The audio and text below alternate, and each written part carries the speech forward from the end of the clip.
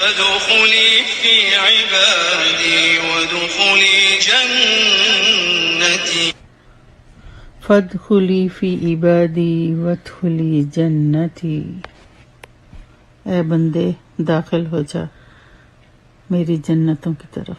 وَنَحْمَدُهُ وَنُصَلِّي عَلَىٰ رَسُولِهِ الْكَرِيمِ اما بعد اعوذ باللہ من الشیطان الرجیم بسم اللہ الرحمن الرحیم۔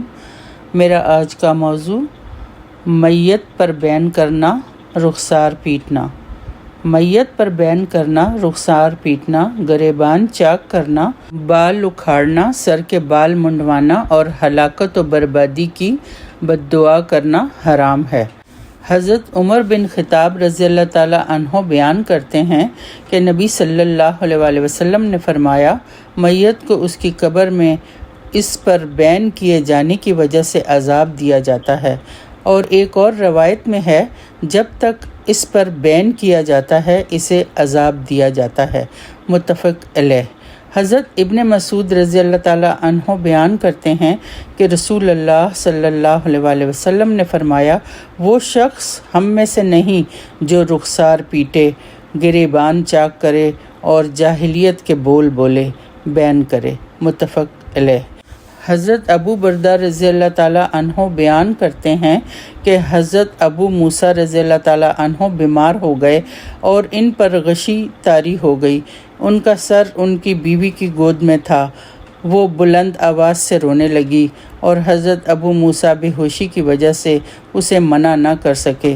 جب انہیں افاقہ ہوا تو فرمایا، میں اس سے بیزار ہوں جس سے رسول اللہ صلی اللہ علیہ وآلہ وسلم نے بیزاری کا اظہار فرمایا۔ بے شک رسول اللہ سالکہ، حالکہ اور شاقہ عورت سے بیزار ہیں، متفق علیہ۔ حضرت مغیرہ بن شعبہ رضی اللہ تعالیٰ عنہ بیان کرتے ہیں کہ میں نے رسول اللہ صلی اللہ علیہ وآلہ وسلم کو فرماتے ہوئے سنا، جس شخص پر بین کیا جائے اسے اس بین کیے جانے کی وجہ سے قیامت والے دن عذاب دیا جائے گا، متفق علیہ۔ حضرت ام عطیہ نصیبہ رضی اللہ تعالیٰ عنہ بیان کرتی ہیں کہ رسول اللہ صلی اللہ علیہ وآلہ وسلم نے ہم سے بیعت لیتے وقت یہ عہد لیا کہ ہم بین نہیں کریں گی، متفق علیہ۔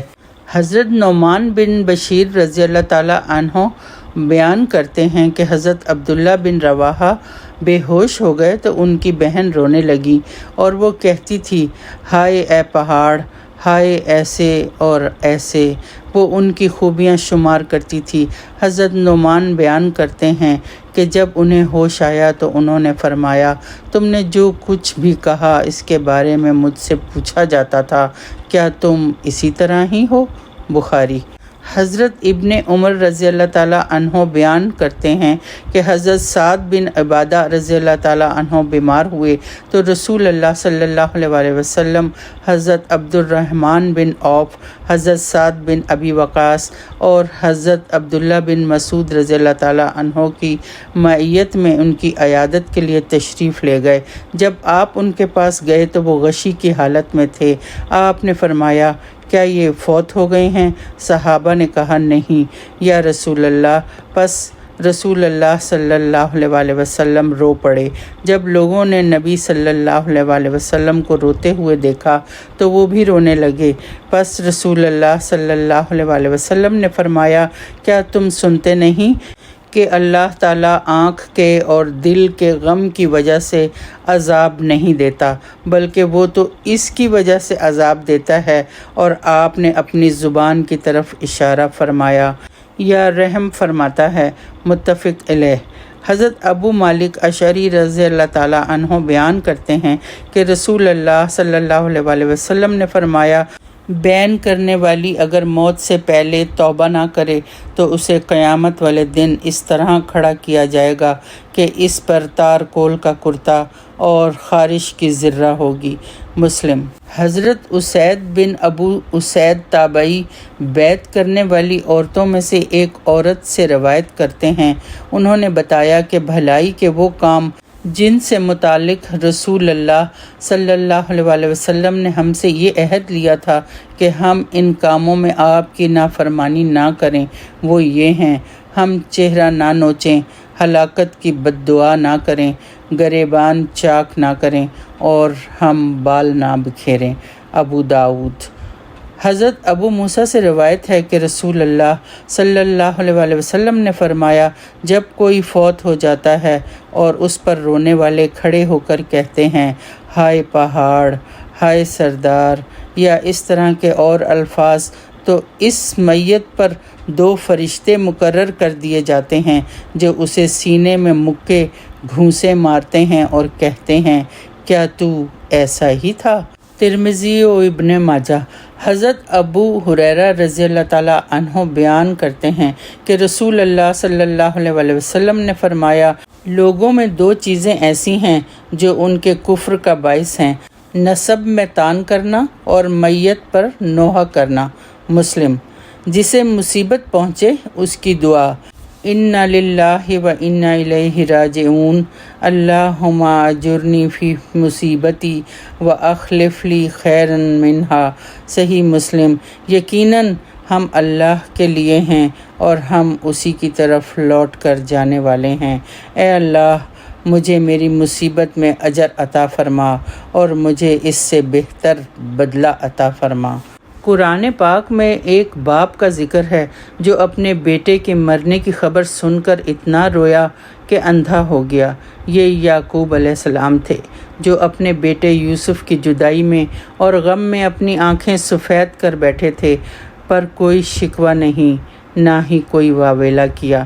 سلام ہو اس باپ پر بھی اور اس کے بیٹے پر بھی۔ یہاں نوٹ کرنے کی یہ بات ہے کہ حدیث میں رونا ثابت ہے، بین منع ہے۔ رخسار پیٹنے والے ہم میں سے نہیں ہیں، یعنی ہماری امت سے خارج ہیں۔ صحیح بخاری۔ ہم سے محمد بن بشار نے بیان کیا، انہوں نے کہا ہم سے عبد الرحمن بن مہدی نے بیان کیا، انہوں نے کہا ہم سے سفیان ثوری نے بیان کیا، ان سے عامش نے، ان سے عبداللہ بن مروہ نے، ان سے مسروق نے اور ان سے عبداللہ بن مسعود رضی اللہ تعالیٰ عنہ نے کہ رسول اللہ صلی اللہ علیہ وسلم نے فرمایا، جو شخص کسی میت پر اپنے رخسار پیٹے، گریبان پھاڑے اور عہد جاہلیت کی سی باتیں کرے وہ ہم میں سے نہیں ہے۔ بخاری۔ مصیبت و تکلیف کے وقت جزا فضا اور چیخ و پکار کرنا جائز نہیں۔ قال النبی صلی اللہ علیہ وسلم لیس منا من لطم الخدود وشق الجیوب ودعا بدعوی الجاہلیہ۔ رسول اللہ صلی اللہ علیہ وسلم نے فرمایا کہ جو عورتیں کسی کی موت پر اپنے چہروں کو پیٹتی اور گریبان چاک کر لیتی ہیں اور جاہلیت کی باتیں بکتی ہیں وہ ہم میں سے نہیں ہیں۔ صحیح بخاری۔ فہم الحدیث۔ معلوم ہوا کہ مصیبت و تکلیف کے وقت جزا و فضا اور چیخ و پکار کرنا جائز نہیں، اور جاہلیت کی پکار یعنی ہلاکت و بربادی کی بد دعائیں بیان کرنا، نوحہ کرنا وغیرہ بھی حرام ہے۔ قرآن میں ہدایت یافتہ انہیں کہا گیا ہے جو مصیبت کے وقت صبر کرتے ہیں اور زبان سے یہ الفاظ نکالتے ہیں، انا للہ و انا الیہ راجعون۔ سورہ البقرہ آیت 156۔ حضرت ام سلمہ رضی اللہ تعالیٰ عنہا سے روایت ہے کہ رسول اللہ صلی اللہ علیہ وسلم نے فرمایا، جس شخص کو کوئی مصیبت پہنچے پھر وہ جیسا اس کو اللہ نے حکم دیا ہے انا للہ و انا الیہ راجعون کہہ کر کہے، اے پروردگار مجھ کو اس مصیبت میں اجر دے اور اس سے بہتر نیک بدلہ مجھے عنایت فرما، تو اللہ تعالیٰ اپنے فضل سے اس کے ساتھ ایسا ہی کرے گا۔ ام سلمہ رضی اللہ تعالیٰ عنہا کہتی ہیں کہ جب میرے خامد نے وفات پائی تو میں نے یہی دعا مانگی، پھر میں نے اپنے جی میں کہا ابو سلمہ سے کون بہتر ہوگا، سو اللہ تعالیٰ نے اس کا بدلہ دیا کہ رسول اللہ صلی اللہ علیہ وسلم نے ان سے نکاح کیا۔ رونا ایک فطری عمل ہے۔ بیماری کی شدت پر مریض کی موت کے خدشے سے اگر عزیز و اقارب رو پڑیں تو اس کی اجازت ہے، مگر جب موت واقع ہو جائے تو پھر رونے دھونے سے منع فرمایا گیا ہے۔ اس کی مثال خود نبی صلی اللہ علیہ وسلم سے ہے کہ حضرت انس رضی اللہ تعالیٰ عنہ نے بیان کیا ہے کہ ہم رسول اللہ صلی اللہ علیہ وسلم کے ساتھ حضرت ابو سیف رضی اللہ تعالیٰ عنہ کے مکان پر گئے تو یہ وہ وقت تھا کہ آپ کے صاحبزادے ابراہیم جاں کنی کے عالم میں تھے۔ یہ منظر دیکھ کر رحمت عالم کی آنکھوں سے آنسو جاری ہو گئے۔